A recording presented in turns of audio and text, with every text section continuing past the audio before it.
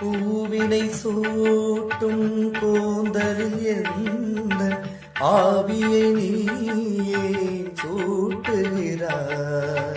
தேனை ஊற்றும் நிலவினில் கூட தேனை நீயே ஊட்டுகிறாய்.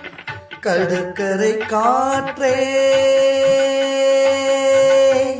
கடற்கரை காற்றே வழியை விடு, தேவதை வந்தால் என்னோடு